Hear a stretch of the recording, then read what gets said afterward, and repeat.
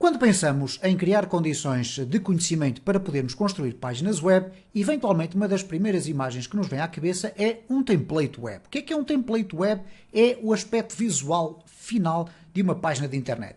Muito semelhante àquilo que nós temos aqui neste slide, onde temos aqui uma barra com um logotipo, um logo, não é? Um menu de navegação, temos aqui depois uma imagem corporativa, eventualmente até um slideshow horizontal, temos também ligações para as redes sociais e depois aqui um conjunto de imagens representativas dos serviços ou do tipo de serviço que a nossa página web oferece.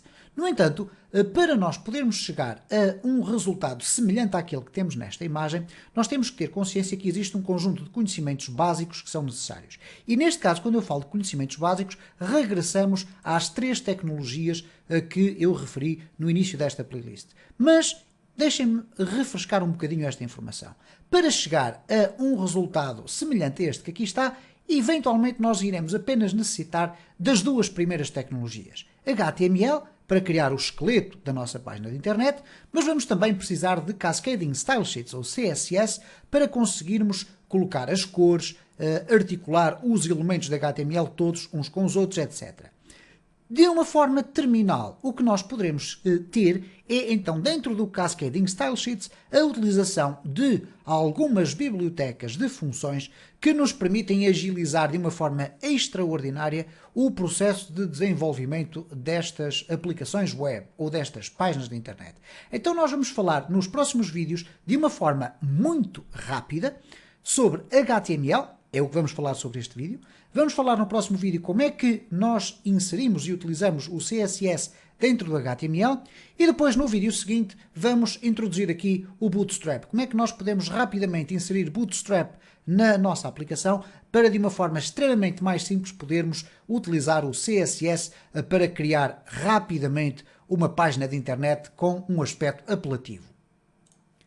Por conseguinte, este vídeo vai ser um vídeo muito rápido sobre o HTML básico que nós precisamos saber para podermos construir páginas web. Vamos então em passo acelerado ver quais são as principais tags ou elementos do HTML. Em primeiro lugar, muito rapidamente, para perceberem o que é que vocês devem fazer no Visual Studio Code para escrever uma página de HTML, deverão criar primeiro um novo documento, Ctrl+N, depois Ctrl+Shift+P para selecionar a linguagem, lang, ok? Vai aparecer a opção Language Mode e depois vão ter que escrever HTML, ok? Vai aparecer então aqui a expressão HTML e a partir deste momento, quando vocês começarem a escrever código de HTML, o Visual Studio Code vai encarregar-se de detectar que determinadas palavras que vocês estão a utilizar são palavras reservadas do HTML e por conseguinte vai colocá-las com cores diferentes. Se vocês quiserem construir uma página de HTML, ou pelo menos a sua estrutura inicial, é muito simples. Escrevem HTML e automaticamente irá aparecer aqui um code snippet, HTML 2.5.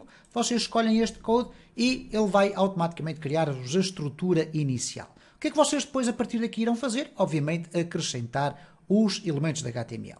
Antes de começarmos aqui a explorar um documento que eu já tenho previamente feito e que contém a esmagadora maioria das tags de HTML, explicar algo que é muito importante. Na esmagadora maioria dos casos, o HTML caracteriza-se por ser uma linguagem markup. O que é que isto significa? Significa que qualquer elemento, como é o caso, por exemplo, de um parágrafo de texto, vai ser delineado através de uma tag de abertura, contém o sinal menor que, ok? Depois tem aqui o P, que é a designação desta tag, neste caso será a tag de um parágrafo, e depois aqui o fecho. Ora, neste caso aqui estamos a falar do início de um parágrafo. Para definirmos o final de um parágrafo, vamos colocar uma nova barra e, consequentemente, aqui vai-nos ser sugerido logo a conclusão do parágrafo. Portanto, o que é que nós vamos ter aqui? Primeiro o início do parágrafo, o início do elemento, e depois o fim do elemento. Eles caracterizam-se por ser diferentes, uma vez que o fecho do elemento contém esta barra. Todo o texto que nós colocarmos aqui no interior será formatado pelo HTML como estando dentro de um parágrafo. E isto acontece praticamente com todas as tags, que é o termo técnico que se dá a estes elementos que aqui estão. Acontece com quase todas elas, à exceção de uma ou outra, mas que nós depois, à medida que formos fazendo aqui os nossos exercícios, vamos começar a explorar melhor. Agora, o que é que nós precisamos de saber? Bom, vamos aqui regressar a um fecheiro que eu já tenho previamente feito. Então nós temos aqui o fecheiro, este fecheiro que aqui está, e que tem este material todo e que nós vamos passar em revista de uma forma muito rápida, resulta depois visualmente nesta página web que nós aqui temos, ok? Então, muito sinteticamente, o que é que interessa começar por referir? Todos os elementos que eu coloco e que são visíveis na minha página web são inseridos dentro da parte do body, ok? O body é o corpo da minha página. Então nós temos logo de raiz, por exemplo, a possibilidade de utilizar 6 tipos diferentes de títulos ou de headings, como se costuma dizer, por isso vem daí o termo heading, é por isso que tem o H. Quanto maior for o heading, menor será o tamanho da letra, porque é aqui que apenas vai existir essa influência. Isto é, o título 1 é um título muito grande, como vocês podem observar aqui. Depois temos o título 2, o título 3, o 4, o 5 e o 6. Não existe título 7, não existe título 5.5, nada disso. São elementos previamente fornecidos pelo HTML e, portanto, permitem, logo, grosso modo, podermos distinguir um texto, por exemplo, com o título 2, de um texto de um parágrafo. Onde é que aparece então o parágrafo? Bom, o parágrafo é escrito como eu mostrei há pouco tempo, aqui, quando falei aqui na criação das tags da HTML. Nós começamos por ter a letra P, e este é o parágrafo, ponto final, ok, não precisamos ter o ponto final, como é óbvio, e aqui fechamos o parágrafo. E, portanto, este elemento é um parágrafo no HTML. Se nós quisermos ter mais do que um parágrafo, obviamente poderemos colocá-los assim. Se os colocarmos também na mesma linha, o que vai acontecer é que, se nós aqui formos refrescar a nossa página, vamos ter então os 2 parágrafos em linhas separadas. Nós devemos pensar, na esmagadora maioria dos casos, que as tags de HTML são colocadas ou organizadas de uma forma vertical de cima para baixo. Isto é, se eu coloco um elemento de HTML, ele vai-me colocar no topo. O elemento seguinte, à partida, obviamente temos aqui muitas exceções, mas à partida o elemento seguinte vai ser colocado de imediato na linha de baixo. Ok? E vocês poderão estar a perguntar, então, mas há aqui um espaço muito grande entre estas linhas. Nós depois iremos ver como é que isso se resolve, fundamentalmente até através do CSS. Mas regressando aqui ao nosso fecheiro, temos então depois um parágrafo com uma quebra de linha. Este BR que aqui está, que quer dizer break, pode aparecer de várias formas. Nomeadamente pode aparecer BR, pode aparecer também /BR. Ok, eu vou aqui compor isto, e podem em algumas circunstâncias também aparecer BR espaço barra, ok? Qualquer uma destas formas de escrita deste elemento resulta exatamente na mesma coisa.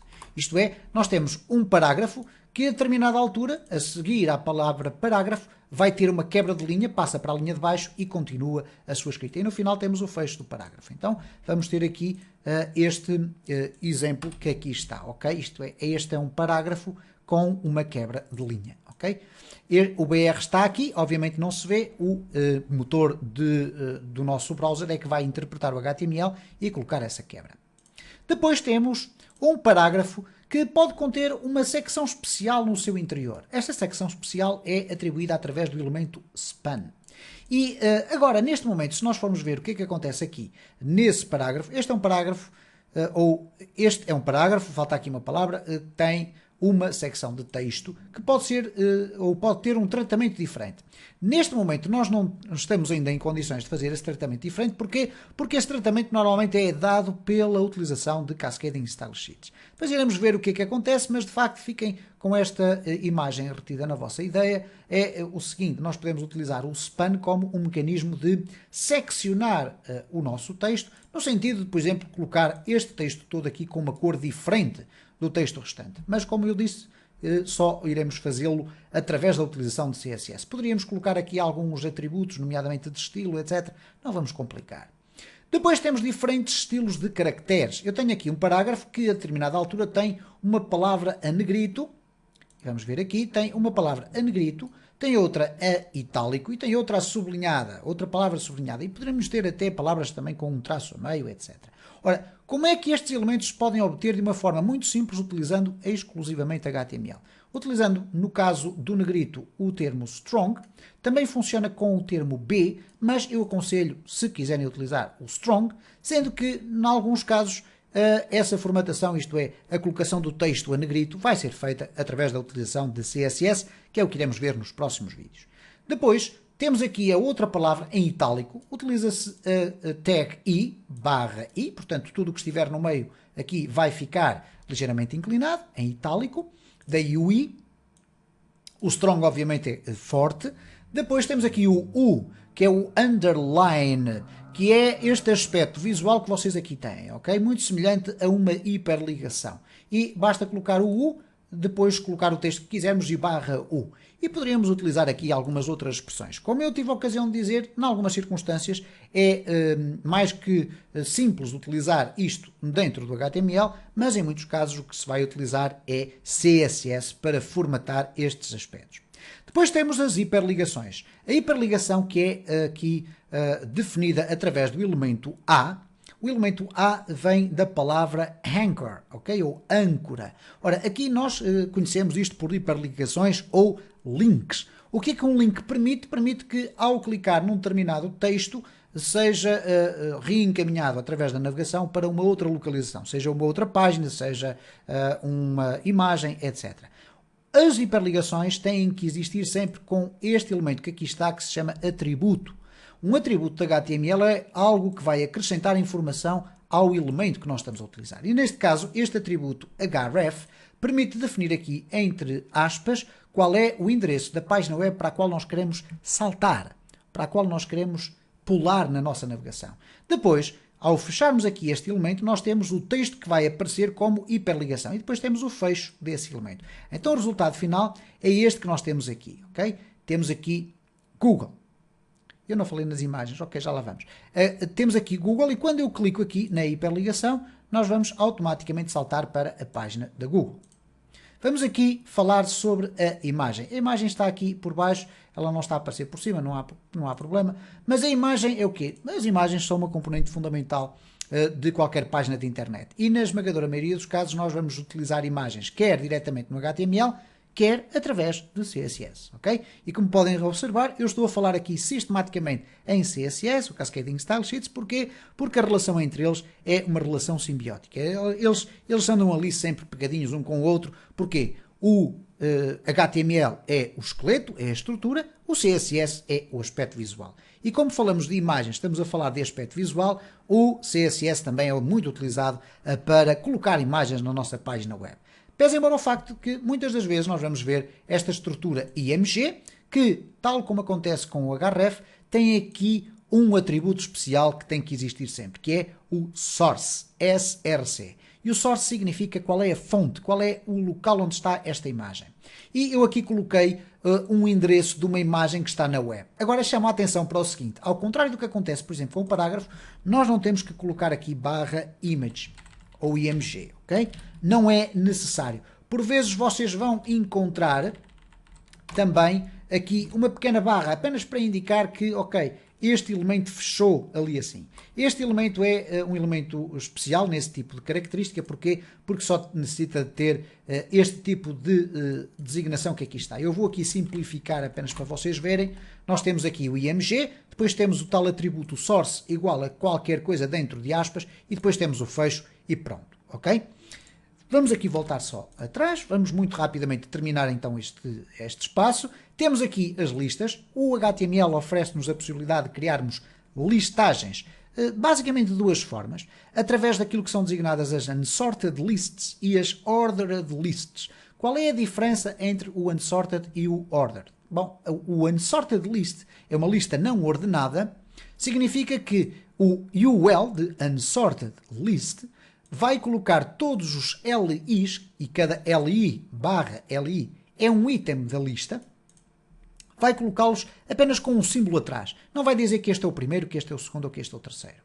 Ao contrário, o ordered list não vai ordenar os itens por ordem alfabética nem nada do género, vai simplesmente colocar atrás de cada um dos itens o número 1, o número 2, o número 3 e assim sucessivamente. Então, se nós olharmos aqui para o nosso exemplo, temos aqui uma unordered list ou unsorted list e uma ordered list. Ele automaticamente colocou aqui o 1, o 2 e o 3, nós não tivemos que colocar rigorosamente nada no nosso código. Na esmagadora maioria das circunstâncias, estas listas são atualmente utilizadas para formatar, imaginem só, os mecanismos de navegação, as barras de navegação dos nossos sites. E quando nós falarmos aqui sobre CSS e começarmos essencialmente a aprofundar conhecimentos nessa área, nós vamos ver então muitas vezes a utilização das unsorted lists como mecanismos para depois serem formatados para serem apresentados como se fossem barras de navegação. Temos também as tabelas. As tabelas durante muitos anos foram utilizadas como um mecanismo de organizar os layouts da nossa página. Imaginem o que era uma página web, ok, completamente em branco, vamos esquecer aqui o Google, ou então vamos tomar o exemplo do Google, em que nós construímos aqui uma tabela. Como vocês sabem, uma tabela é constituída por colunas e linhas, ok? E vamos imaginar que, não existindo outra forma de o fazer, por exemplo, a imagem do Google aparecia na primeira linha da tabela, ok? Esta parte da pesquisa aparecia na segunda linha da tabela e depois teríamos dentro da tabela uma divisão em 4 colunas para aparecer estes 4 elementos. Ora, esse mecanismo de organização de layouts está completamente ultrapassado. Eu diria melhor, é absolutamente proibido utilizar tabelas para fazer layouts de páginas web. E acreditem que ainda há muitas páginas de internet que vocês visitam que têm layouts muito antigos desse aspecto. Estamos a falar de há 10 anos atrás.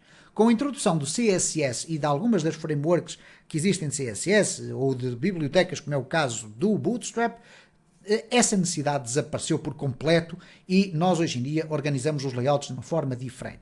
Então as tabelas são utilizadas para que finalidade?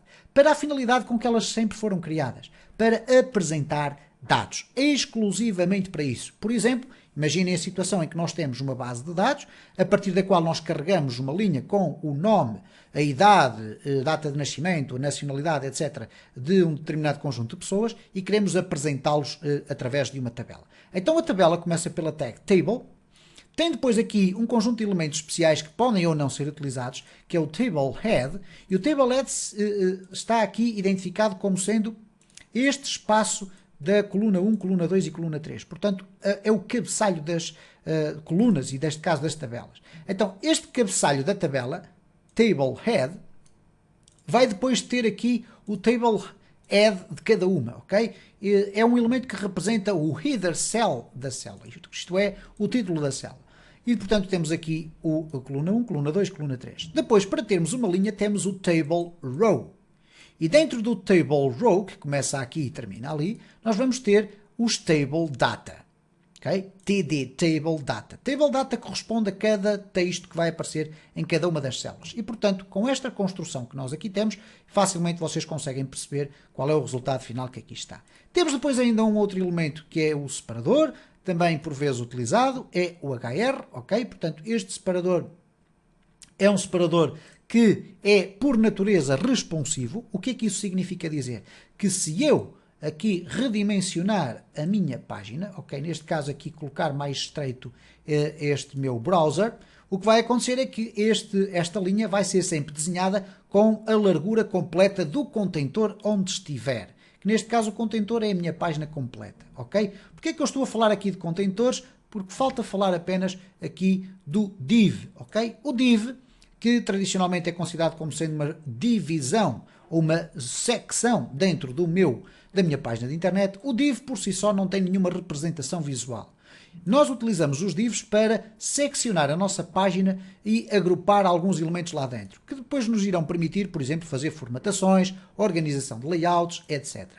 Com a introdução do HTML5, foram também introduzidos alguns containers semânticos. O que é que são os containers semânticos? Inicialmente só existia o div, e o div era utilizado para fazer os cabeçalhos das páginas, era para fazer a parte da secção das notícias, era para fazer a parte do rodapé. Com o HTML5 decidiram introduzir alguns containers semânticos, isto é, são, por sua natureza, elementos exatamente iguais aos div, mas que têm uma forma de escrita diferente.